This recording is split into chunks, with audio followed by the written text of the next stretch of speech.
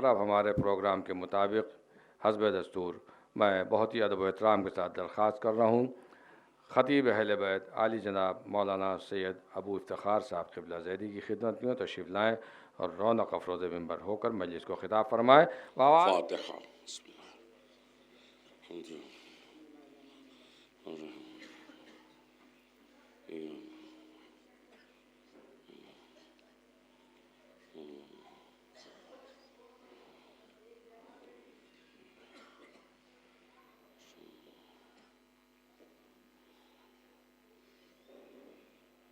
اعوذ باللہ العلی العظیم من الشیطان اللعین الرجیم. بسم اللہ الرحمن الرحیم. الحمد للہ رب العالمین بارئ الخلائق اجمعین وباعث الانبیاء والمرسلین وملجأ الشہداء والصدیقین وعباد اللہ الصالحین والصلاة والسلام علی سید المرسلین وخاتم النبیین وشفیع المذنبین سیدنا ونبینا وشفیعنا ابی القاسم محمد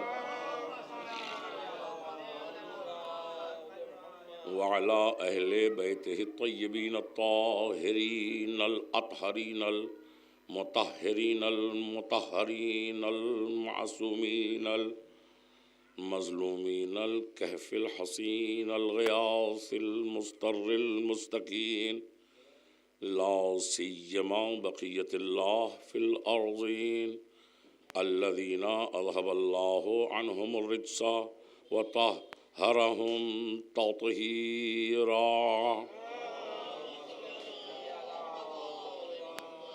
ولعنة الله على أعدائهم وقتلتهم وغاصبي حقوقهم ومنكري فضائلهم ومصائبهم خصوصا ظالمي وقاتلي فاطمة الزهراء ومحسن عليهم السلام إلى يوم الدين. اما بعد فقد قال رسول اللہ صلی اللہ علیہ وآلہ وسلم ھذا حسین فاعرفوہ. صلوات پڑھیں مر محمد.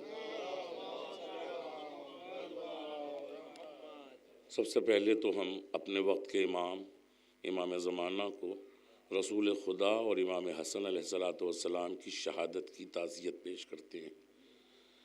ظاہر ہے کہ آج دو معصومین کا یہ غم ہے، لیکن ظاہر ہے کہ آپ اگر غور کریں تو امام حسین علیہ السلام سے جتنی عقیدت آپ کو ہے کہ پھر اس غم کے آگے آپ کوئی غم نہیں مناتے.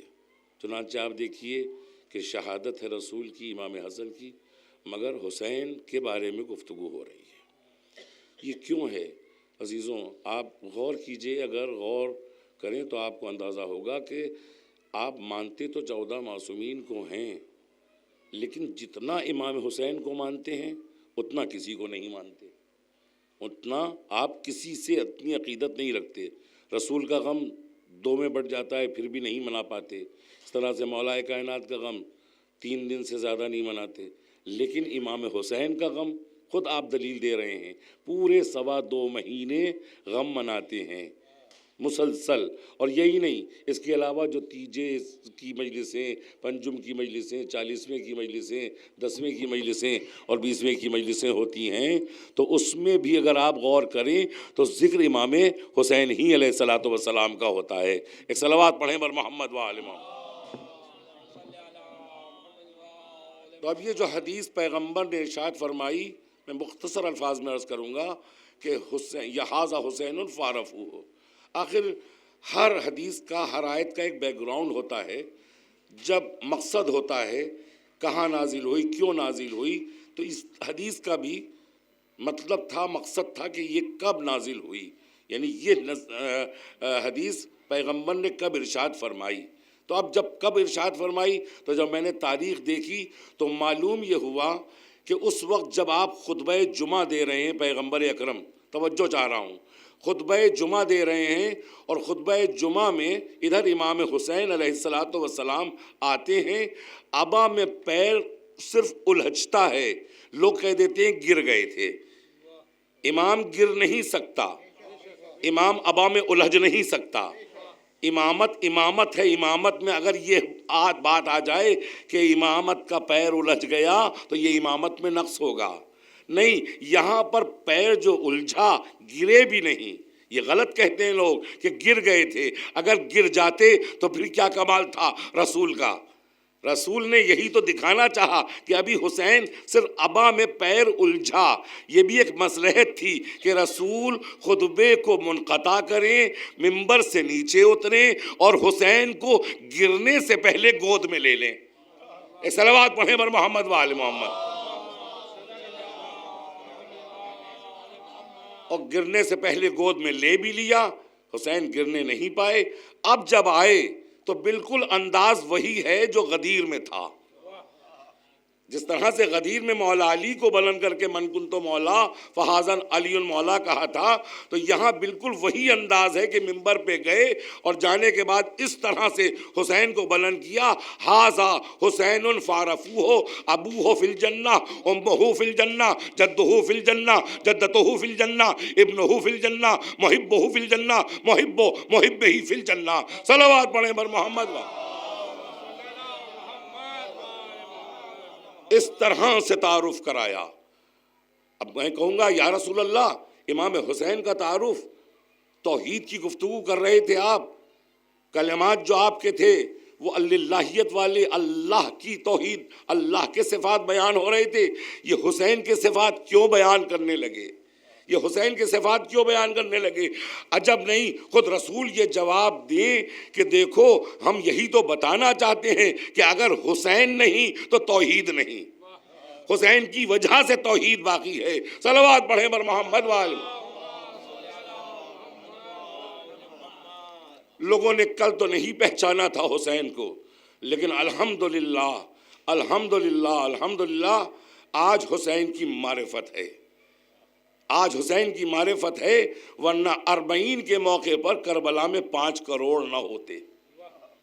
یہ 5 کروڑ کا ہونا، اور اس میں یہ تو تعارف تو سب کو ہو ہی گیا، معرفت تو سب کو ہو ہی گئی، اور جوش ملی آبادی کے شیر نے بھی جامہ پہن لیا۔ ہر انسان کو بیدار تو ہو لینے دو، ہر قوم پکارے گی ہمارے ہیں حسین۔ اس 5 کروڑ کے مجمع میں کرسچن بھی ہیں، ہندو بھی ہیں، عیسائی بھی ہیں، یہودی بھی ہیں، امریکائی بھی ہیں، لندن کے رہنے والے بھی ہیں، ہندوستان کے رہنے والے بھی ہیں، پوری دنیا سے لوگ جمع ہوتے ہیں، ہر مذہب کے لوگ۔ تو دیکھیے آج حسین کی معرفت ہوئی یا نہیں ہوئی، آج حسین کے لوگوں نے پہچانا یا نہیں پہچانا۔ صلوات پڑھیں بر محمد وآل۔ 5 کروڑ کا مجمع، آج ریسرچ شروع ہو گئی امریکہ میں، وہاں ریسرچ ہو رہی ہے کہ یہ کیا ہو رہا ہے۔ 5 کروڑ جغرافیہ کے اعتبار سے، کربلا کی سرزمین چھوٹی ہے، مکے کی سرزمین بڑی ہے، وہاں 20 لاکھ جب آتے ہیں تو یہاں روتے ہیں آ کے۔ یہ دقتیں تھی، یہ پریشانیاں تھی۔ ایک بتا دو کربلا سے آنے والا ہر ایک کی زبان پر حسین حسین ہوتا ہے، کوئی پریشانی نہیں، کوئی دقت نہیں۔ صلوات پڑھیں بر محمد وآل۔ تو چھوٹی سی زمین پر 5 کروڑ کا مجمع آیا کیسے؟ یہ سب کو تعجب ہو رہا ہے کہ 5 کروڑ کا مجمع، وہاں 20 لاکھ، وہاں ڈالر لے کے بھی خدمت نہیں کر پاتے وہ لوگ۔ یہاں تو چھوٹے چھوٹے بچے ٹافیاں لیے کھڑے ہیں کہ یہ ہماری قبول کر لیجئے۔ آپ دیکھیے تو حالات سب اب آج کل آ رہا ہے واٹس ایپ پہ، لیکن ذرا غور کریں کہ یہ 5 کروڑ کا مجمع چھوٹی سی جگہ پہ سماتا کیسے ہے۔ اس میں تو کوئی سوچنے کی ضرورت ہی نہیں ہے۔ جو وہاں آپ کا امام ہے وہ صاحب الامر ہے، وہ صاحب الامر ہے۔ جب اتنا مجمع دیکھتا ہے تو وہ اشارہ کرتا ہے، سرزمین کربلا کو وسعت دے دی جاتی ہے، سرزمین کربلا وسیع ہو جاتی ہے۔ تو عزیزوں، امام حسین، ظاہر ہے کہ امام حسین کا کارنامہ ہم سب، آپ سب امام حسین کو بہت چاہتے ہیں۔ ایک بات میں آپ کی خدمت میں عرض کروں، کہ ابھی میں نے کہیں کسی مجلس میں پڑھی بھی ہے کہ امام حسین ایک ایسی شخصیت ہے کہ پیغمبر سے بھی زیادہ ہم ان کو چاہتے ہیں. حضرت علی علیہ السلام سے بھی اگر آپ غور کریں تو ہم ان کو چاہتے ہیں. اور یہ ایک داستان ہے چھوٹی سی. جناب ابو ذر کچھ پریشان رہنے لگے.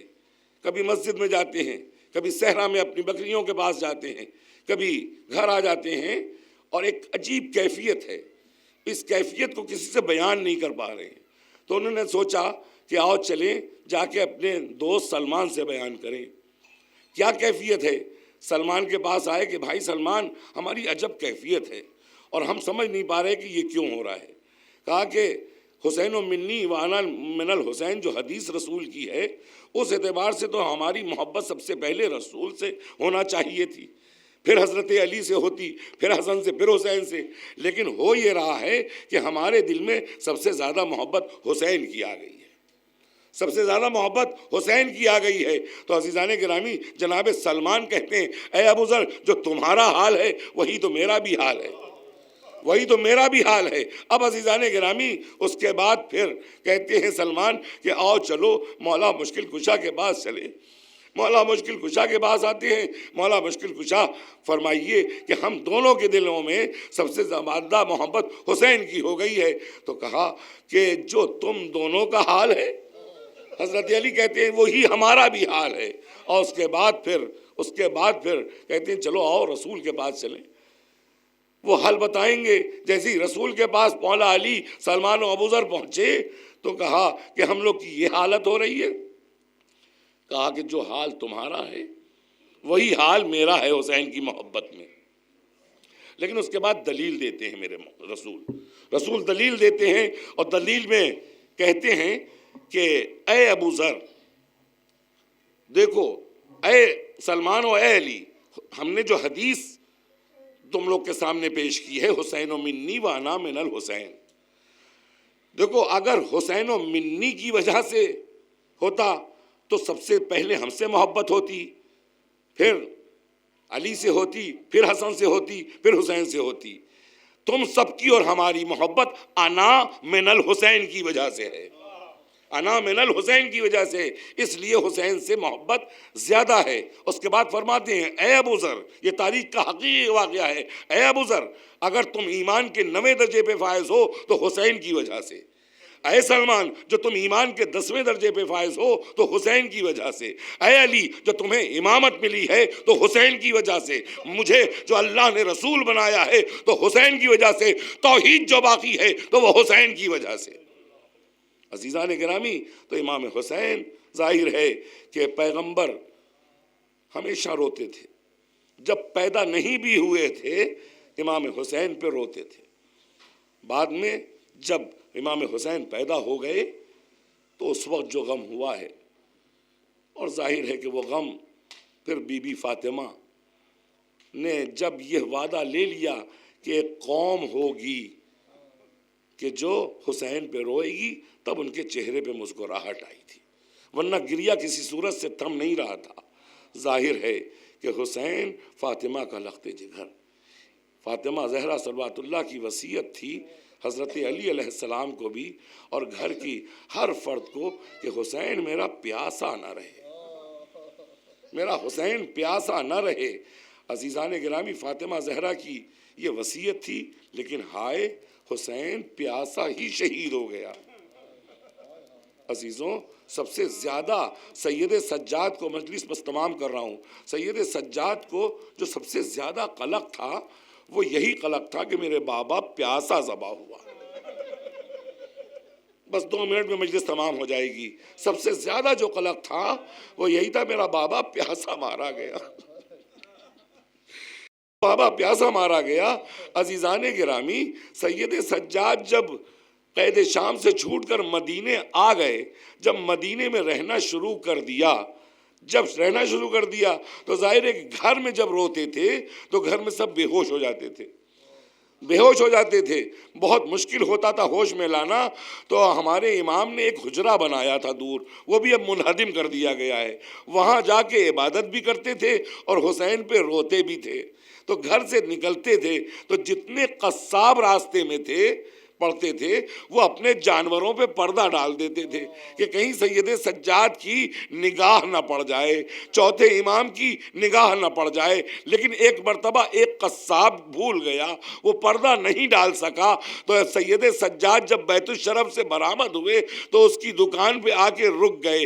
رکنے کے بعد اس کو بلایا کہ میرے پاس آؤ، کہا یہ بتاؤ یہ جانور جو تم نے ذبح کیا ہے یہ بتاؤ کہ تم نے اسے پانی پلایا ہے یا بغیر پانی پلائے ذبح کیا ہے؟ وہ کہتا ہے میرے چوتھے امام، ارے ہم کبھی بھی پانی کے بغیر جانور ذبح نہیں کرتے۔ سید سجاد سینے پہ ہاتھ مارتے، ہائے میرا بابا پیاسا شہید کر دیا گیا، بے ہوش ہو جاتے، جب ہوش میں آتے ہائے میرا بابا پیاسا ذبح ہو گیا۔ سیعلم الذین ظلموا ایام منقلب ینقلبون۔ پروردگار کوئی غم نہ دینا سوائے غم اہل بیت۔ پروردگار بانی حسین ڈے کے دلی حاجات اور مقاصد پورے فرما۔ جتنے لوگ یہاں تشریف فرما ہیں ان سب کے دلی حاجات اور مقاصد پورے فرما۔ جہاں جہاں صاحبان ایمان ہیں ان کی حفاظت فرما، روضہ مقدسہ کی حفاظت فرما، دشمنان دین اور دشمنان عزاداری کو نیست و نابود فرما۔ پروردگار امام زمانہ کے ظہور میں تعجیل فرما، ہم سب کو ان کے سپاہیوں ناصروں میں شمار فرما۔ یا حسین